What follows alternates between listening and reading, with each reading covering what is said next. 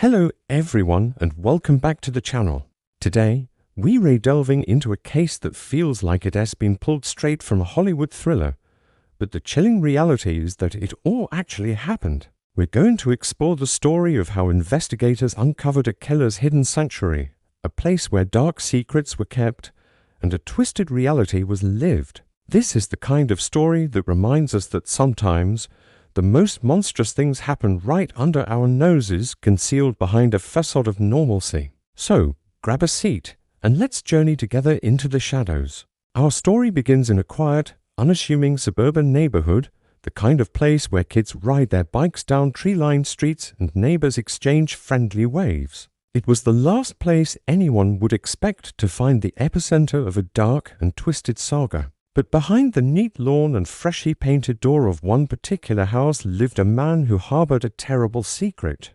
To the outside world, he was just an ordinary guy, a bit reclusive perhaps, but harmless. No one suspected that this quiet exterior masked a sinister double life. The first thread that began to unravel this carefully constructed reality came from a seemingly unrelated missing persons case. A young individual had vanished without a trace, leaving behind a baffled family and a police force with very few leads. Days turned into weeks and hope began to dwindle. The investigation seemed to have hit a dead end. But then a small, almost insignificant detail emerged.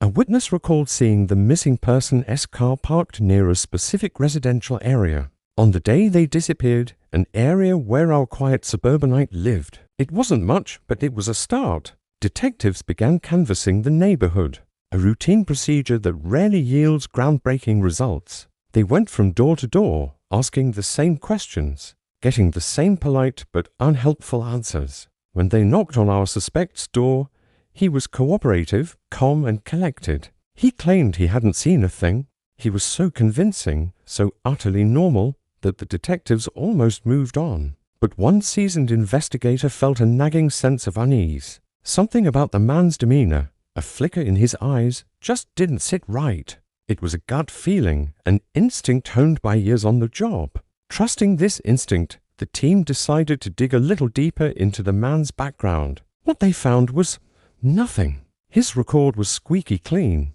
No past offenses, no red flags. He was a ghost in the system. This lack of a history was, ironically, more suspicious than a criminal record. It was as if he had meticulously erased his past. This only strengthened the investigators' resolve. They secured a warrant to search his property, still not knowing what, if anything, they would find. They were prepared for a routine search that might turn up a minor clue. They were not prepared for what was waiting for them. The search began in the house itself. At first glance, everything was meticulously neat, almost sterile. It was too perfect, like a showroom. There were no personal photos, no clutter, no signs of a life being lived. It was just a space. As the search team moved through the rooms, the unnerving cleanliness started to feel less like tidiness and more like a deliberate concealment.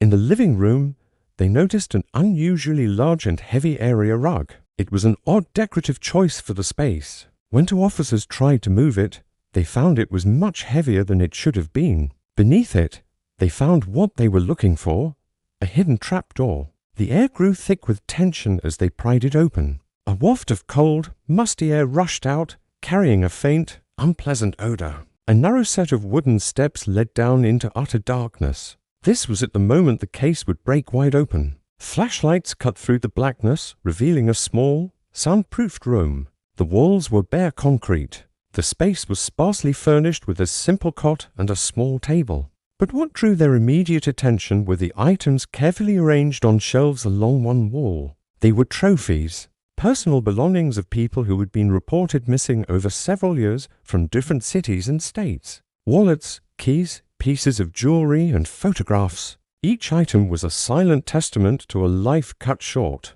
The detectives had stumbled upon the killer's sanctuary, his concealed world where he could relive his crimes and admire his macabre collection. It was a chilling gallery of stolen lives. The initial missing persons case was just the tip of the iceberg. They now realized they were dealing with a prolific serial killer who had been operating undetected for years, perhaps even decades. The sterile house upstairs was merely a stage. a prop designed to project an image of harmless anonymity. The real person lived down here in this cold, dark cellar, surrounded by the ghosts of his victims.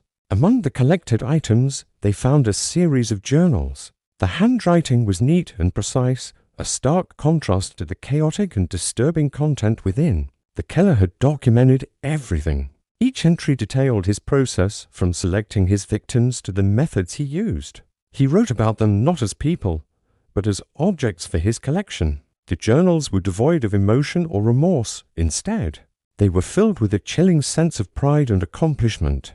It was like reading the logbook of a scientist conducting a series of cruel experiments. This provided investigators with an unprecedented and horrifying look directly into the mind of a predator. The journals also held the key to his apparent invisibility. He described how he meticulously created false identities, moved from place to place, and carefully covered his tracks. He was a master of disguise, not in a literal sense with costumes, but in his ability to blend in, to become the forgettable man in the background. He chose victims who were less likely to be missed immediately, people who lived on the fringes of society or were new to an area. His methods were patient and calculated. He was the bogeyman you never see coming because you never see him at all. As news of the discovery broke, the quiet suburban street was transformed into a media circus. Neighbors who had once described the man as quiet and keeping to himself were now interviewed, their faces a mixture of shock and disbelief. How could this have been happening right next door? The truth was, his facade had been perfect. He exploited the very nature of modern society, where people often live close to each other but remain strangers. His greatest weapon was the anonymity he cultivated.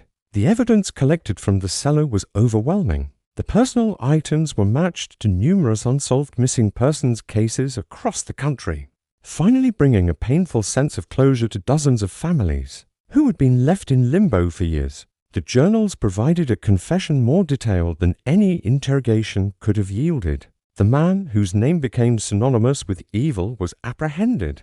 During his trial, he remained as calm and detached as he was when detectives first knocked on his door. He showed no emotion as the stories of his victims were told, no remorse for the lives he had destroyed. It was clear that in his mind, he had done nothing wrong. This case serves as a chilling reminder that the greatest dangers can be hidden in plain sight. It highlights the importance of trusting our instincts and looking beyond the surface. The seasoned detective who felt that something was off was the key that unlocked this entire mystery. It also underscores the tragic reality that there are people in the world who are capable of committing unspeakable acts while wearing a mask of absolute normalcy. They walk among us, and their sanctuaries of horror can be anywhere, even in the house next door. Thank you for joining me on this deep dive into a truly unsettling case. It's a story that will stick with you, a sobering look into the dark side of human nature. If you found this analysis compelling, please consider liking the video and subscribing to the channel for more content like this. Stay safe out there and always trust your gut. I'll see you in the next one.